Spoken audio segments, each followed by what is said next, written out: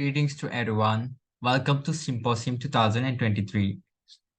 Today, I would like to talk about effect of coconut coir characteristics on the properties of coir reinforced bioplastic film.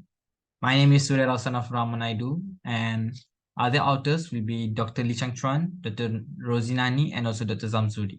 So today, let's have a look on the effect of coconut coir characteristics on the properties of the reinforced bioplastic film. Oh, sorry. Problem statement of this issue. Why bioplastic is imposed or implemented? Actually, bioplastic is a replacement for plastic. As we know, plastic product waste causes pollution in this earth and is a very crucial issue that is ongoing in our earth. So let's have a look here. Disposal of plastics in landfills eventually is unsustainable and reduces land resources that fit to other users of higher societal values. Also, when we talk about pollution, definitely it's releasing carbon dioxide, greenhouse gases, and many other pollutants and also dioxins. So, bioplastic is one of the way on how to counter this issue. Let's have a look on the objective of this research paper or this research. The main objective of this research is to fabricate a gelatin glycerol bioplastic film reinforced with coconut coir. Before that, I would like to explain what is bioplastic. Bioplastic is categorized into two. First thing, bio-based bioplastic, which is a bioplastic made up of bio-based material. Secondly, which is a bioplastic which biodegrades. So that is a second category. Next, we have a look on other objectives. Also, we did this research to evaluate the effect of coconut coir characterization, which is powder, short fiber, and long fiber, okay, in bioplastic on tensile strength. We can call it as mechanical properties as well. So to study the degradation rate, water absorption, and water solubility of coconut coir reinforced bioplastic. Okay, let's move on to methodology. For methodology, I have simplified here in this more creative way, I guess. So into three parts. Firstly is about fiber treatment. Secondly is going to be about bioplastic fabrication. And finally is testing. As we only going to use a very pure and also very clean fiber, so we have to do alkaline treatment for coconut coir. So we soak the coconut coir into 50% of sodium hydroxide solution for 24 hours to remove all the dirt and also all the lignin and cellulose oil in the coconut coir. So we only will get pure fiber at the end of the sodium hydroxide solution treatment. So after the soaking of 24 hours, we distrench the coconut coir using distilled water and dried them under 80 degrees Celsius temperature in an oven for 40 minutes. So after the drying process, we cut them into 2 cm, 5 cm, 10 cm, also powder. So as I mentioned before, the length of the fiber going to be the main manipulated variable of this research. So on how we are going to study is how does the length of this fiber going to affect the mechanical properties of the bioplastic. Let's have a look on a bioplastic fabrication. So we have some ratios in producing this bioplastic. The ratios with water into gelatin is to glycerol, and also water, finally the fiber. So if you see here, these are the images where the final product of fabrication of bioplastic. So here, the first three images shows the bioplastic reinforced with powdered fiber, and this one is the 2 cm length fiber, and this one is the 5 cm of coconut coir fiber.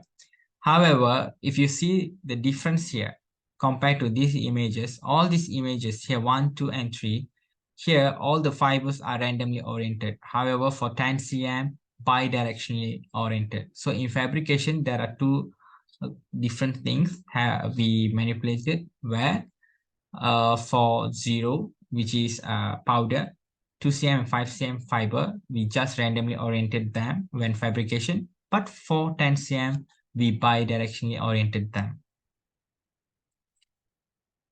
Next.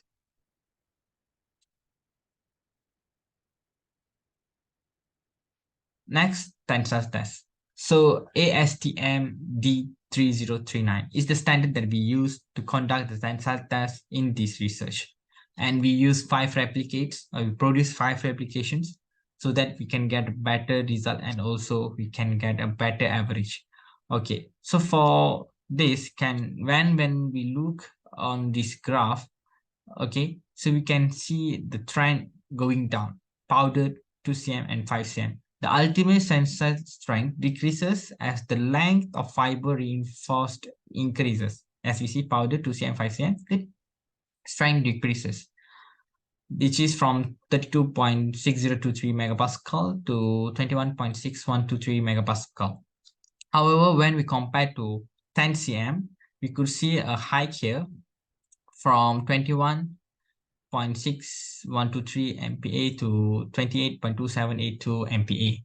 Okay, this is because the orientation. As we see and as I explained before, for powder 2 cm, 5 cm, we just randomly oriented the fibers. But for 10 cm, we oriented them in bidirectional way.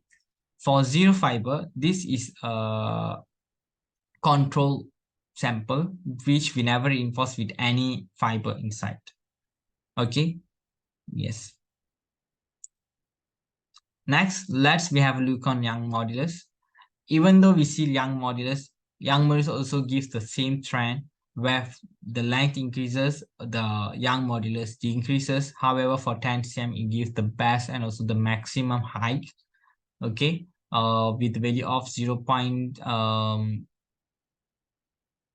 Yes, okay, 0.005025 gigapascal. Okay, gigapascal here. Okay, this also can be said when we comparing with the tensile strength and Young modulus. It can be seen the same trend among both experiments. Okay, when the length increases, the tensile strength decreases. When the length increases, Young modulus or modulus of rigidity also decreases. However, when it comes to 10 cm, both also give a hike. Okay, from 5 cm to 10 cm, we could see for tensile strength also gives a hike, and for modulus of rigidity also gives the hike. So this means the tensile strength is directly proportional to the Young modulus, or we also can say for this term, modulus of rigidity. For modulus of rigidity or Young modulus, we use the formula of stress divided by strain. So we got the Young's modulus. Next, we talk about biodegradability. For biodegradability, we use soil burial test. Okay, where the sample size was 3 cm times 5 cm with 5 replicates also to get a better result. Okay, for each variation, we buried them under compost soil with a depth of 7.5 cm, and the samples were kept at the room, and also the moisture of the soil was kept at 60% by spraying the water at regular intervals. Also, how we calculated or how we generated this graph is by measuring the percentage of weight loss. How to get the weight loss? Okay, so every time we do this experiment, actually this experiment takes few days to almost 1 month to complete this experiment from day 1 to day 28 to see how does it compose. So we measure every time we measure the weight. Every day we measure the weight where weekly, day 1, day 7, day 14, day 20, day 28. So we measure the weight, and also we use this formula, which is percentage of weight loss is equals to initial weight minus by final weight and divided by initial weight and times by 100%. So here, how we got the weight loss or by the rate of biodegradability. So in this figure, that The control sample without reinforced coconut fiber had the highest biodegradability. Yes, the fiber without reinforcement of any fiber, I mean, the bioplastic without coconut fiber shows the 100% biodegradation right after the first day. Means the first 7 days we couldn't find any pieces or any leftover material in the sand after the first week. However, we could see for others, yes, there are some leftover, like the image is shown here. Okay, even though the control sample shows 100% of biodegradation compared to others, the others also did give a very good result, which is 92% of decomposition, or we can say of biodegradation, okay, within 28 days. So which is considered to be good biodegradation or biodegradability. Next, we see we have a look on water absorption. Okay, for water absorption test, we use a STM D57098 standard. Also, with 5 replicates, as I mentioned, for better result and better average values. So, the same here, we calculated the percentage of water absorption using this formula. Final weight minus my initial weight divided by initial weight and times by 100%. From the illustration here, the water absorption rate during the initial swelling increased gradually within 2 hours of immersion and decreased after 24 hours of immersion.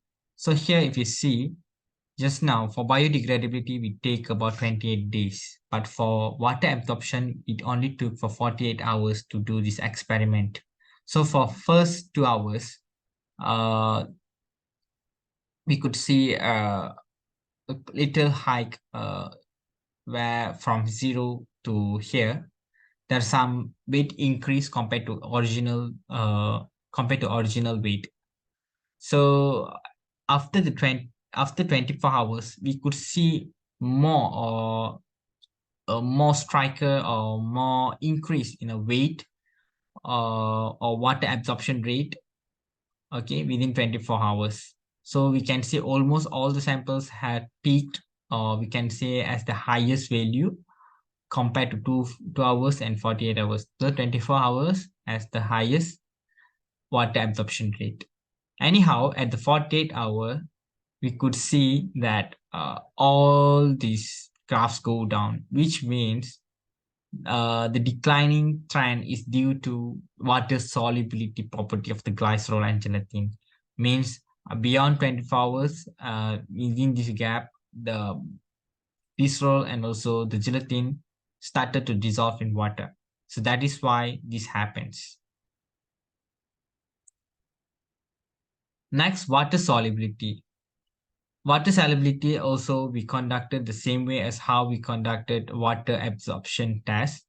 So for this, we use the formula of here. Percentage of water solubility is equals to initial weight minus final weight divided by initial weight times by 100%.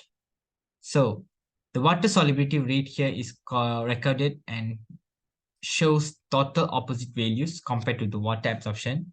Okay, the illustration shows that the water solubility rate during the initial swelling increased gradually within 2 hours of immersion and decreased rapidly after 24 hours of immersion. After up to 48 hours, the immersion matrix, which is glycerol and gelatin, dissolves in water as it reaches the level of beyond its water absorption capacity. So that is why the graph is completely an opposite to a water absorption test. In conclusion, bioplastic reinforced with various fibers has been fabricated using the mixing method. The samples was fabricated with random orientation of fibers for samples with fiber length of 2 cm, 5 cm and powdered. However, one sample was fabricated bidirectional orientation, which is for 10 cm fiber length. Compared to the length of fibers, powdered fiber produces the best result comparing to all. So this is because short fibers have a larger surface area.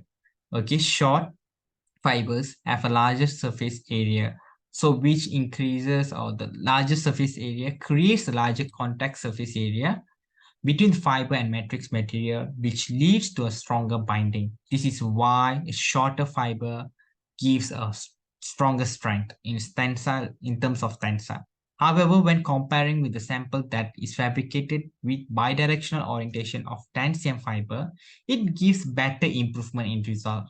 So it is found that not only length of the fiber, but also the orientation also gives impact in the mechanical properties of the bioplastic. So what will be the future work on this research? Bioplastic film produced in this study is from coconut coir fiber without making fiber orientation the main manipulated variable. Maybe in future, fiber orientation must be set as a main manipulated variable, where 4 types of orientation should be used and compared. Because in this research, we only use random orientation mainly, and the main manipulated variable is the length of the fiber. However, we did compare also with the bidirectional only with one sample, means one, well, not one sample, means with one variable. Next, the bioplastic film produced in this study is from coconut coir fiber. Maybe in future we can use other fillers. Some maybe also same goes for metric materials. Where in this prism we use gelatin and glycerol. So in future other matrix materials should be used and considered. And also there are some uneven binding between matrix and material and fiber. In future, another fabrication method should be used in preparing bioplastic as compression loading, such as compression molding on the mold during the fabrication. So in this experiment or in this research, we just use a mixing method. So maybe in future we have to use compression loading and other methods in fabricating this bioplastic. So to see the and compare on how does the manufacturing or how this does the fabrication method gives impact as well. So next is the percentage of natural fiber coconut coir in this experiment is set to 10% as we compared with other studies or in literature review. 10 percentage of fiber content gives the best impact. That is why we kept 10% of fiber content as a constant variable for this research. So maybe in future we can also do some other improvement, maybe reduce or compact. Maybe the content should be increased or reduced. So that is all for this paper. Thank you so much.